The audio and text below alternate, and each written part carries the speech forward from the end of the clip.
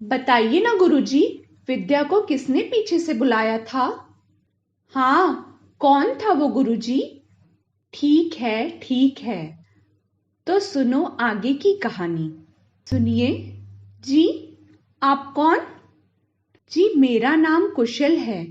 मैंने कई बार आपको इस मंदिर में देखा है। आज आप रो रही थी, तो मैंने सोचा आपसे बात कर लूं। जी, आपको मुझसे क्या काम है? मैं आपके सामने एक प्रस्ताव रखना चाहता हूँ। मैं आपको पसंद करता हूँ। क्या आप मुझसे विवाह करेगी? विद्या के गनु दादा ने उसकी पुकार सुन ली। विद्या का हाथ उसके माता पिता से मांग लिया और वो दोनों विवाह के बंधन में बंध गए। कुशल पास ही के गांव में रहा करता था और उसकी एक अच्छी नौकरी भी थी। कुशल जैसा जीवन साथी पाकर विद्या का जीवन खुशियों से भर गया।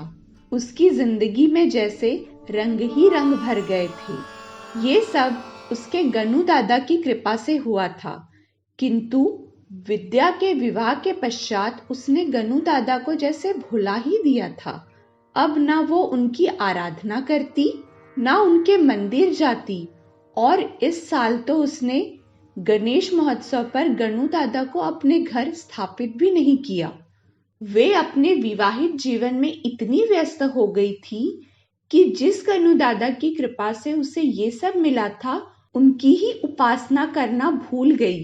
कुछ समय बाद उसके घर एक पुत्र का भी जन्म हुआ, जिसके प्रेम में विद्या डूबती ही चली गई। उसके घर में बच्चे की किलकारियां गूंजने लगी। फिर भी विद्या ने गनु दादा को अपने खुशहाल जीवन के लिए कभी धन्यवाद नहीं किया। किंतु वो कहते हैं ना, ईश्वर जितनी जल्दी प्रसन्न हो सकते हैं, उतनी ही जल्दी वो आपके कृत्यों से रुष्ट भी हो जाते हैं। एक रात विद्या के पति कुशल बड़े मायूस से घर लौटे और कुछ न बोले। विद्या को फिक्र होने लगी और उसने पूछा, क्या हुआ जी? सब कुछ ठीक तो है ना?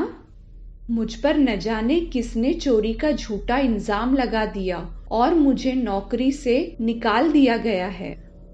हे भगवान, ये क्या हो गया? अब पता नहीं इस इल्जाम के साथ मुझे दूसरी नौकरी कैसे मिलेगी। आप चिंता मत कीजिए, सब ठीक हो जाएगा।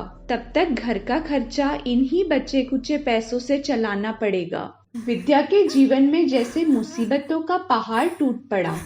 उसके पास ज्यादा पैसे भी नहीं थे। जैसे तैसे कर घर का खर्चा निकल रहा था।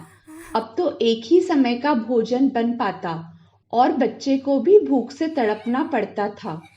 विद्या का हंसता खेलता जीवन जैसे मुरझा सा गया था। एक शाम कुशल अखबार में नौकरी का इश्तिहार देख रहा था और विद्या खाना बना रही थी। तभी बाहर से उसके बच्चे की रोने की आवाज आती है। तो दोनों दौड़ते हुए बाहर गए तो देखा एक अजगर ने उनके बच्चे को जकड़ रखा है। हाय मेरा बच्चा, कुशल कुछ कीजिए, मेरे बच्चे को बचाइए, मेरा बच्चा, मेरा बच्चा। हे भगवान, क्या अजगर ने उसके बच्चे को खा लिया गुरुजी? गुरुजी बताइए ना, विद्या ने फिर क्या किया, बताइए ना। आप चुप क्यों हो गए गुरुजी? बच्चों, अब इस कहानी का अंत मैं कल बताऊंगा। तब तक तुम लोग सोचते रहो कि आखिर हुआ क्या होगा। अरे नहीं। कहानी का अंतिम पार्ट देखने के लिए बने रहे हमारे साथ और हमें कमेंट करके जरूर बताएं कि आपको हमारी कहानियां कैसी लगी। चैनल को सब्सक्राइब जरूर करें और लाइक करना ना भूलें। धन्यवाद।